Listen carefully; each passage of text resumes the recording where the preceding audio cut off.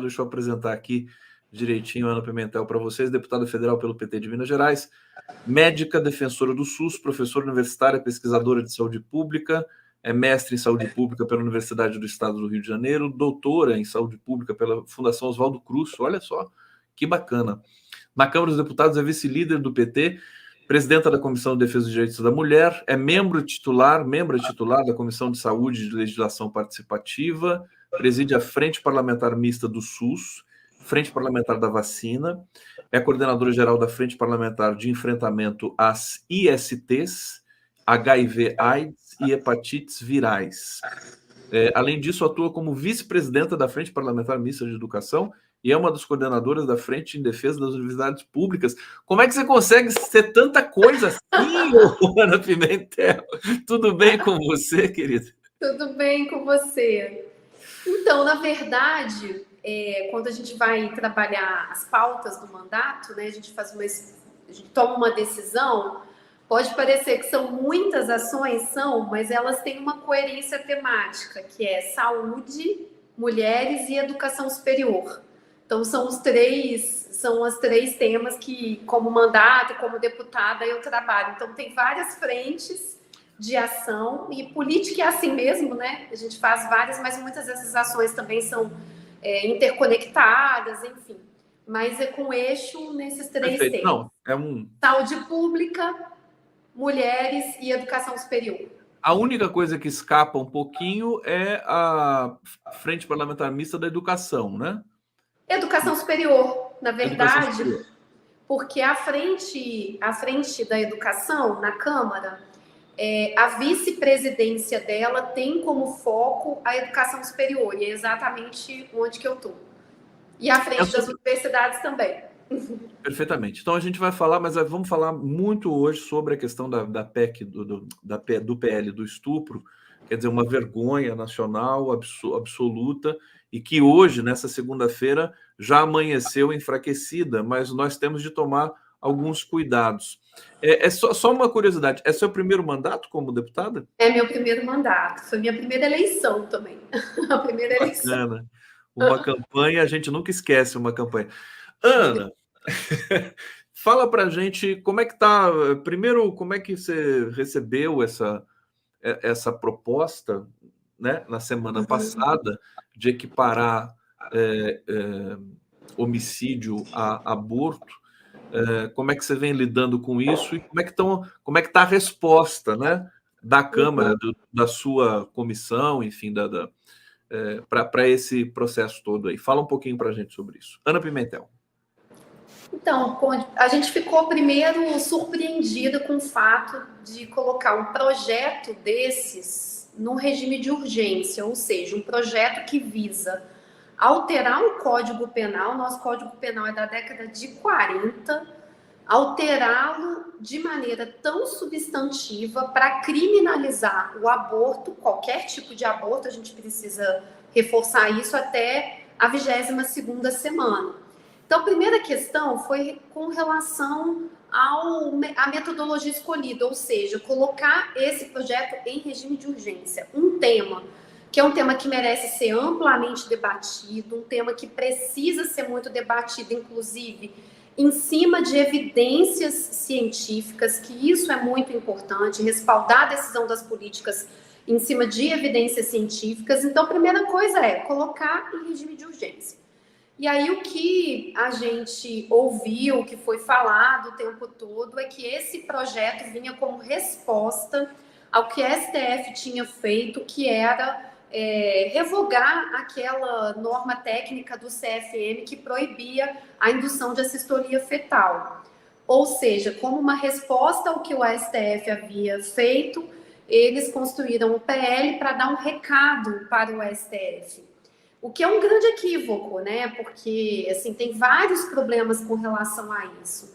O primeiro problema é dar um recado para o STF de um tema que é um tema tão importante, relevante na sociedade brasileira e de maneira tão assintosa. Imagine, a gente já debateu isso ao longo dos últimos dias intensamente, esse projeto vai tornar o crime de aborto maior do que o crime de homicídio. Quer dizer, ele equivale ao homicídio, desculpa, retificando, mas ele torna o crime maior do que o do estuprador. Por isso que ele vem sido conhecido como PL do estuprador, porque é um PL que, na verdade, vai aumentar o número de estupros no Brasil. É quase que um estímulo, né? Fala, quase um estímulo. Continue estuprando que tá tudo bem. Então, assim, nós reagimos fortemente, intensamente, internamente na Câmara. Nós fomos várias vezes ao presidente pedindo que esse PL fosse retirado. Existem muitos projetos de lei só na Comissão de Mulheres que visam alterar o que existe hoje de arcabouço legal relacionado ao aborto no Brasil. Existem muitos projetos de lei, certo? Por que um projeto de lei com essa temática vai direto para o plenário em regime de urgência? Então, a primeira questão é essa.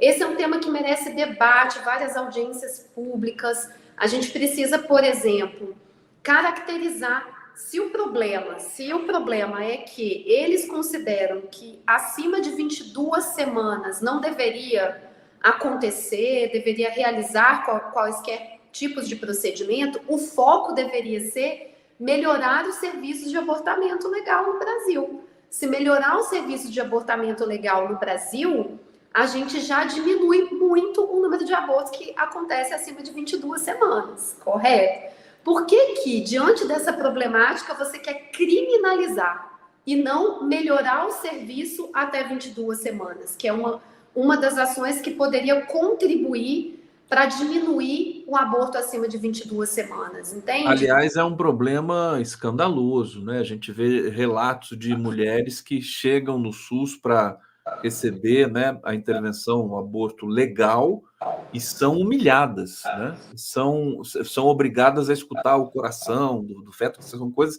Parece que a comunidade também não está muito bem treinada para isso, né? O que você pode dizer sobre esse aspecto para a gente? Quer dizer, você já está falando sobre isso, vou pedir para vocês aprofundar um pouco mais só. Existe um projeto que está ali na mesa do Arthur Lira para que seja votado, por exemplo, para melhorar essas condições?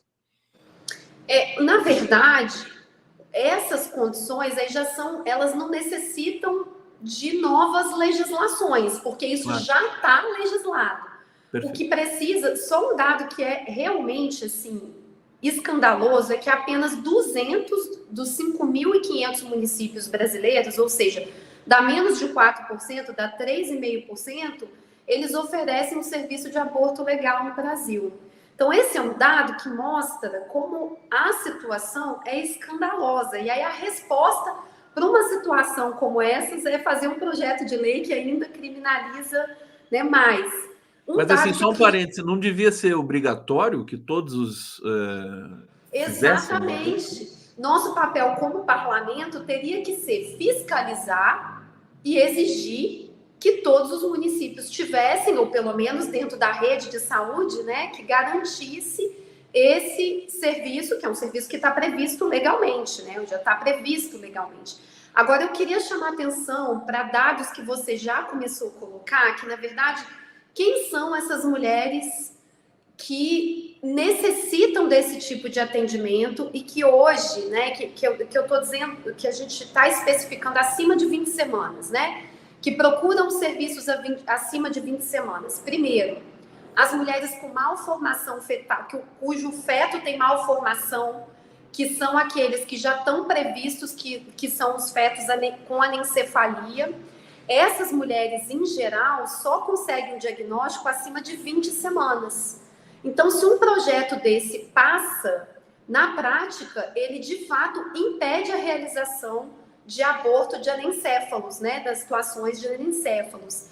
Então, isso é muito grave, porque é um retrocesso que o Brasil já vinha avançando no último período. Precisamos nos lembrar de como foi esse movimento para garantir que o aborto realizado de fetos anencéfalos, ele pudesse ser autorizado no Brasil. É, inclusive, muito recente que isso aconteceu. Então, quem são as pessoas que recorrem ao serviço de aborto legal acima de 20 semanas? Majoritariamente, as mulheres com risco de vida, ou seja, alguém na sociedade brasileira vai achar que deve se colocar em conflito o feto acima de 20 semanas ou uma mulher que está correndo risco de vida é de uma desumanidade, né? Então, mulheres que correm risco de vida, que foram identificadas nesse período gestacional, que elas estão correndo risco de vida, meninas estupradas, foram vários relatos ao longo dos últimos dias, mas é importante a gente mencionar. As meninas estupradas nesse país que engravidam, muitas delas sequer haviam menstruado. Então, quando a gravidez é identificada, a menina sequer sabia ou passava pela cabeça dela que ela estava grávida. E ela já foi estuprada em grande parte das vezes. Eu acho que é importante trazer esses dados, viu, Rude? Porque esses dados, eles são muito alarmantes. As principais vítimas de estupro no Brasil, porque essa é a característica que das pessoas que recorrem ao serviço legal acima de 20 semanas, 88,7% é mulher, ou seja, né, é praticamente só mulheres que procuram, o que é meio óbvio. E 68% tem até 14 anos de idade. 68% até 14 anos de idade. E aí é importante a gente dizer que 86% dessa faixa, ou seja, até 14 anos de idade, 86% dos agressores são conhecidos. 86%. Vivem na mesma casa ou frequentam a casa, né? Ou seja, são conhecidos, são padrastos, são pais, são avós, são irmãos mais velhos. Eu sei que é muito alarmante falar isso, mas essa é a situação que hoje acontece. 68% dos casos de estupro acontece em meninas até 14 anos de idade. Meninas, a gente precisa lembrar que no Brasil isso significa, nós precisamos lembrar que até 14 anos, relação sexual com meninas até 14 anos é considerado estupro. Nem entra a questão do consentimento. Nem entra a questão do consentimento, essa é a nossa legislação, né? A nossa legislação. E dessa porcentagem de meninas que sofrem esse estupro, ou seja, foram violentadas, foram agredidas, elas tiveram o direito à infância completamente dilapidado, dilacerado, porque é muito grave. 88% das pessoas, 86, dos agressores, 86, são conhecidos. Então, esse é o cenário. E são essas meninas que chegam nesse serviço acima de 22 semanas. Não, e isso coloca outro problema, que é o seguinte: essa menina que foi estuprada, que está aí no topo do percentual, como é que ela vai procurar o SUS? Quer dizer, quem que é o responsável? Quem vai levar? Quem vai... Quer dizer, ela por livre e espontânea vontade é muito difícil, uma adolescente de 14 anos, ou até às vezes até menos, né? 13, né? Se fizer uma depuração maior ainda, vai ter uma incidência muito grande de 13, de 12 anos e tudo mais. Como é que ela vai sozinha resolver isso e ainda ser maltratada lá? Quer dizer, é uma coisa criminosa. É uma coisa criminosa, e ainda precisamos lembrar que quase 57% das vítimas são negras. Então tem uma questão muito forte relacionada ao racismo nesse projeto de lei. Esse projeto de lei é um projeto de lei absurdamente racista e com ódio aos pobres. Nós precisamos dizer isso. Porque ele criminaliza, essencialmente, quando você olha a realidade, são meninas, né, crianças, pobres, negras.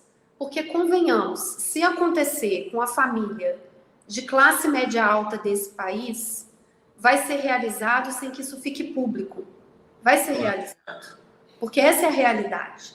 Eu pergunto para os deputados que defendem: se a filha deles fosse vítima de um estupro, uma filha de 10, 11, 12 anos de idade, fosse vítima de um estupro e ficasse grávida, o que eles fariam? Essa é uma pergunta que eles precisam responder. O que eles fariam?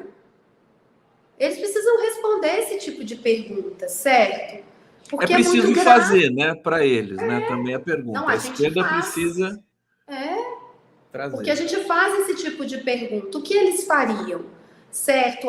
Essas meninas já foram vítimas de violências sucessivas. Tem um caso que é muito paradigmático de uma menina, uma criança de 10 ou 11 anos de idade, que ela vinha sofrendo sucessivas violentas, estupros dentro da casa dela, e muitas das vezes essas meninas sequer sabem que isso é violência, né? Porque é engraçado que essa família de bem, que se diz família de bem, que sinceramente eu acho que não podem se afirmar, não podem se apresentar dessa maneira, porque se você defende de fato a família, né, a família na sua diversidade, a família como ela acontece, como ela é, nós vamos querer proteger as crianças e principalmente as crianças que estão em contextos de maior vulnerabilidade.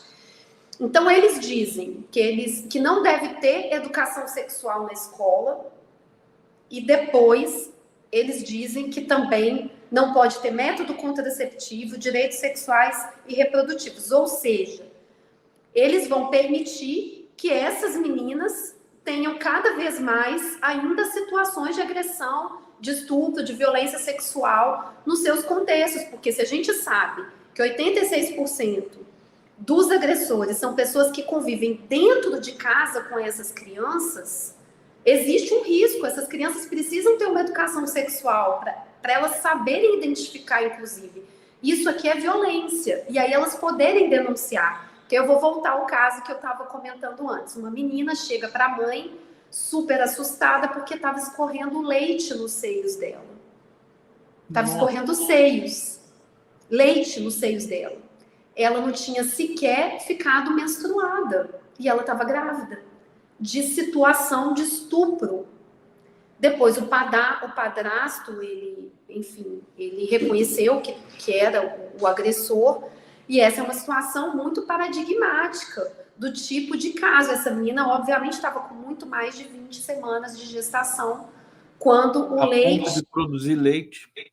E a família, né, ela procurou a mãe dela, imagina, isso de fato... Tem gente falando aqui, viu, né? Ana, deputada, o pessoal comentando aqui no bate-papo, assim, quem que vai, né, se responsabilizar, quem que vai levar essa adolescente para o hospital? Aí ele diz assim, a mãe, é claro, mas não é tão óbvio isso, né? Porque a mãe, às vezes, pode estar também sob violência doméstica, não tem o esclarecimento, né? Nas famílias mais humildes, aí, lamentavelmente, a gente não tem essa condição. Então, não é uma coisa realmente muito complexa. Eu entendi que esse desastre dessa proposição ali e desse pedido de urgência do Arthur Lira acabou desencadeando um debate que eu acho que agora vai fazer até bem para a sociedade brasileira. Você tem essa percepção ou você acha que eu estou sendo otimista demais? Bom, eu sempre sou uma grande otimista também, então... Mas eu acho, de fato, assim, os deputados do PL que construíram esse projeto de maneira, inclusive, muito rápida, né? Esse projeto acabou de ser protocolado. Mal redigido, né? Aquela coisa toda. Tudo muito... Eles vêm num crescente de pautas muito conservadoras, né?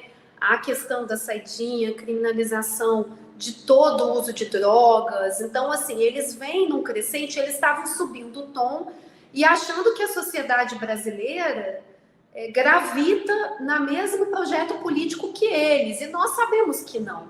Dessa vez eles se deram mal.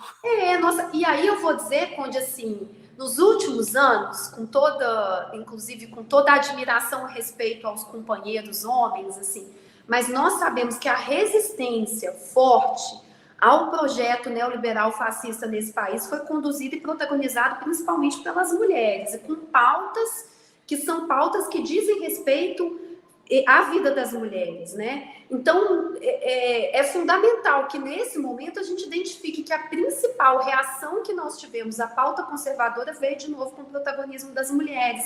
E eu espero que isso seja uma lição para a esquerda como um todo, sabe? Assim, para o país, obviamente, que inicialmente o que nós queremos é que esse país que nós vivemos... Quando eu fiz campanha, e eu trago esse relato porque fazer campanha é muito bom, porque a gente está ouvindo as demandas da população. A principal reivindicação que eu ouvia, sabe qual é? É creche. Por isso eu acho que o acesso à creche é muito desigual no Brasil.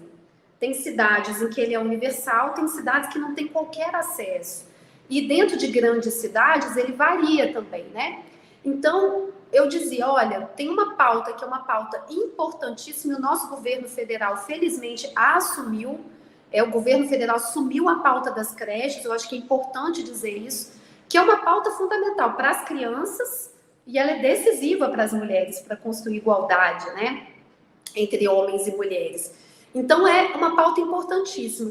E eu sempre disse assim, olha, não é à toa que nós conseguimos eleger mais mulheres na nossa bancada progressista, porque nós fizemos as nossas campanhas falando sobre temas que a sociedade quer ouvir nesse momento, que precisa de representação. Então, eu acho que dá como certo de que a sociedade não quer avançar em temas, é um erro, é um equívoco. O Brasil tem um acúmulo importante na defesa de direitos, e a gente precisa afirmar esse projeto de país, que é por ele que nós fomos eleitos, nós deputados, o nosso campo progressista, mas o presidente Lula. O presidente Lula foi eleito, conduzido por aqueles e aquelas que querem avançar em direitos, saúde, educação, né? A proteção às crianças e aos adolescentes, aos idosos. O Brasil tem tradição nesse debate, né? A gente tem que admitir isso, embora assuste essas pautas regressivas da extrema-direita, porque também é uma onda, eles são barulhentos, né? Mas, em grande medida, eles não estão falando pela maioria da população, eles estão fazendo barulho, né? Mas não pela maioria da população. Ana, deputada, como é que a bancada do PT, a base do governo, vai se posicionar, está se posicionando? Quais são os próximos passos, né, para fazer disso, afinal de contas, uma limonada? Quer dizer, pelo que eu estou vendo, o apoio a votação desse PL já caiu bastante pela reação da opinião pública. E agora, qual vai ser a tua conduta, o teu papel como presidente da Comissão de Direitos das Mulheres na Câmara dos Deputados? Então, desde a semana passada, o meu posicionamento e o posicionamento da bancada, eu tenho tido um papel protagonista junto com o líder, mas essa é a posição da bancada, é tentar retirar esse projeto, é não querer votá-lo. Nós não achamos que exista necessidade desse projeto ser votado. Ele não melhora. É uma pergunta que eu fiz semana passada, várias vezes, para os deputados que defendem esse projeto. Em que esse projeto melhora a vida das crianças, das mulheres desse país? Em que ele melhora? Nada. Então, por que esse projeto deve ser votado? Ele não tem sentido, ele não para. Esse projeto, se a gente fosse fazer minuciosamente, né, os artigos que ele coloca, pessoas já fizeram isso nesses últimos dias, esse projeto não avança em nada, nem para a esquerda, nem para a direita. Independentemente da sua posição política e ideológica, esse projeto não melhora em nada a vida, nem das crianças, nem das adolescentes, nem das mulheres do país. Então, para que esse projeto... Então, nós vamos insistir que o projeto não seja... O mérito dele não seja apreciado, não seja votado. Essa é a nossa estratégia desde a semana passada. Só para esclarecer para o público aqui, porque quando se vota urgência, ele pula a tramitação, né? Ele não precisa ser votado na CCJ, né? É isso? Isso. Ele não precisa passar em nenhuma comissão, na verdade. Nenhuma comissão. Esse projeto não passou em nenhuma comissão, ele foi direto para o plenário. Então é isso, na prática, pula o caminho, tem sido um método do presidente da Câmara, inclusive, pular os caminhos das comissões, né? E esse projeto é isso, por isso que ele foi direto para o plenário, foi votado regime de urgência, o regime de urgência foi aprovado, agora ele está pronto para o mérito ser votado, ser apreciado. Nós estamos defendendo que não seja votado, que esse projeto não entre na pauta, porque não há nenhuma necessidade desse projeto ser apreciado, nenhuma. E aí é só pressionar o presidente da Câmara e é ele que decide? Nesse caso é ele que decide. É ele que decide. Então a gente está fazendo esse movimento, tá? Assim, tem outros movimentos que estão sendo feitos que é, por exemplo, de garantir uma relatoria que desmonte o projeto, né? Por Indicar uma exemplo, da relatoria. Benedita da Silva, né? Que foi o que É, foi disputado. que seria assim, acabar com o projeto, né? Porque também é importante informar para quem não conhece a rotina, o habitual da tramitação dos projetos, é que o relator ou a relatora ele pode mudar o projeto, né? Ele pode colocar outras, fazer um substitutivo do projeto de lei que na prática o altere. Mas eu só quero reforçar assim, a nossa atuação essa semana, e peço a todas e todos que estão aqui nos ajudem, é para que esse projeto não seja votado. A gente não quer que ele seja votado. Essa é a nossa atuação firme que a gente tem conduzido desde a semana passada. Eu acho que a mobilização continuando, a gente tem boas chances de evitar que esse projeto seja votado. Perfeitamente. Ana Pimentel, deputada federal do PT aqui no 11 News. Deixa eu trazer comentários aqui, reação do público, querida Ana. Rosângela da Silva Pereira, pautas desumanas, não conservadoras, mas desumanas. Marijó Cordeiro, Ana Pimentel tem uma grande noção dessa causa pública, excelente ponto de vista. Obrigado, Marijô. Marijô, né?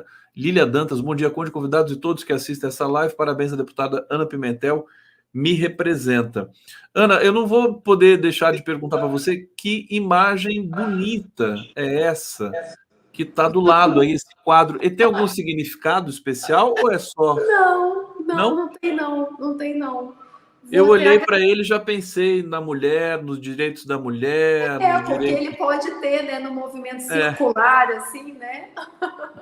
Eu pensei que tinha alguma coisa a ver. Agora, como, assim, para a gente já ir terminando, querida deputada, como mudar essa situação tão degradante das meninas brasileiras, negras, né, em sua maioria, que sofrem essa violência em casa, né, e que tampouco tem um atendimento à altura, digno, né, no SUS, que é um sistema que é muito bom e que deveria ter também. Eu não entendo como o SUS possa ter problemas com essa relação do aborto legal. Quer dizer, entendo porque eu sei como é que a sociedade brasileira, nesse sentido, tem muita dificuldade para entender. É claro que ela entende da violência contra as meninas, mas existem tabus religiosos também no Brasil.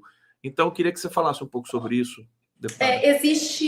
Foi excelente a sua colocação, eu te agradeço também pela pergunta, porque você já tinha colocado isso também no começo, e eu também acho importante, assim, como sempre trabalhei dentro do SUS, desde que me formei, trabalhei dentro do SUS, em vários espaços diferentes, mas uma das cenas que, sem dúvida alguma, foram muito decisivas para eu me posicionar politicamente, para eu estar aqui agora, nesse momento, inclusive, com a honra de ser deputada federal, sabe, representando o estado de Minas Gerais, foi quando eu estive dentro de uma maternidade e vi uma mulher negra sendo submetida a um procedimento sem anestesia.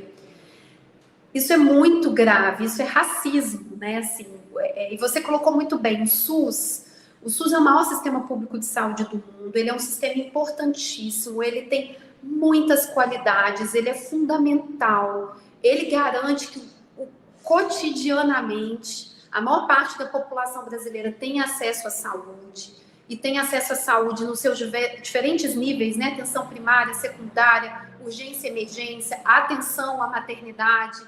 Então, assim, o SUS, ele tem o seu mérito, e eu sou uma grande defensora do SUS, mas ele é atravessado pelo racismo, pelo patriarcado, assim como a sociedade brasileira. Então, não é por acaso e não é uma exceção uma mulher negra ser tratada de maneira diferente, muitas das vezes, no momento que ela precisa de cuidado, ela ser violentada dentro do Sistema Único de Saúde. Então, é uma realidade que nós precisamos trabalhar e lutar para que ela não exista. E para isso, nós não podemos naturalizá-la. Nós temos que identificar e dar nome, é racismo que acontece. Esse tipo de prática violenta é racismo. Então, essa é a primeira questão que eu queria dizer. E para dialogar com a sua pergunta, que é uma pergunta estruturante, que nós precisamos juntos ir pensando sobre isso também, eu acho a educação sexual nas escolas fundamental, sabe, Conde? Assim, uma das coisas é que as meninas, e quando a gente fala de educação sexual, é importante dizer que não é ensinar a fazer sexo, que isso é uma deturpação do que é educação sexual, que a direita caracteriza dessa maneira para evitar um bom debate. Na verdade, é que as meninas conheçam o seu próprio corpo, que elas conheçam o que são práticas saudáveis, o que são práticas violentas, que elas saibam, por exemplo, que mexer no corpo delas não é adequado, que mexer no seu corpo não é adequado, que você é uma criança, que o que é adequado na infância é brincar, né? Que é brincar, que é uma experimentação de corpo na brincadeira, que não é prática sexual, não tem nada a ver, educação sexual não tem nada a ver com ensinar a práticas sexuais às crianças, né? É ensinar o que é libertador, ensinar o que é ser criança. Então, essa é uma coisa muito importante. Eu tenho um projeto de lei, inclusive nesse sentido, da importância da educação sexual. E uma outra coisa, de um outro lado, é que tanto a assistência social como o Sistema Único de Saúde, eles precisam estar com as portas abertas para essas denúncias das famílias, né? A gente precisa também de um processo de sensibilização porque muitas crianças chegam com outras queixas no serviço de saúde, mas é violência, assim como mulheres também. Então, identificar precocemente é muito importante. E é através do SUS e do SUAS que a gente tem condição de ser essa porta de acolhimento para as crianças. Eu acho que essas são algumas medidas. Tem outras que a gente pode em outro momento conversar, que eu sei que o nosso tempo já está encerrando, mas a gente conversar, a gente dialogar também como país, né? O lugar das crianças, o lugar das mulheres, que isso são debates todos muito estruturais e que falam sobre o nosso lugar e onde a gente coloca as mulheres e as crianças no nosso país. Perfeitamente. Deputada Ana Pimentel, tô aqui. Olha o Altamiro aqui, estamos aqui admirando a fala da deputada Ana Pimentel. Altamiro, bem-vindo, querido. Pode ligar seu microfone aqui, dar uma saudação para a gente. Eu vi que você ficou aqui admirado e muito feliz também com a presença da deputada, né? Tudo bom, Miro? Fala. Prazerzão em conhecê-la, Ana. Tudo bem contigo? Tudo bem, prazer é meu. Que honra dividir aqui a tela com você. Honra nossa. A gente vai seguir com o Altamiro. Quero te agradecer imensamente, dizer que o espaço aqui está totalmente à disposição para essa divulgação. A gente vai trabalhar mais essa pauta aqui. Acho que eu pensei aqui, enquanto você estava falando, que precisa fazer campanhas, né, nas TVs, que essa questão de tentar coibir um pouco esse processo de aborto. O governo precisa fazer campanhas, talvez também mobilizar as grandes veículos de comunicação no Brasil para fazer uma campanha, né? A gente, acho que às vezes a gente esquece o peso que tem uma campanha publicitária feita com todo o cuidado necessário. Ana Pimentel, obrigado, bom trabalho. Eu que agradeço, muito obrigada. Um prazer estar com vocês. Espero voltar em breve. Também esperamos. Muito obrigado.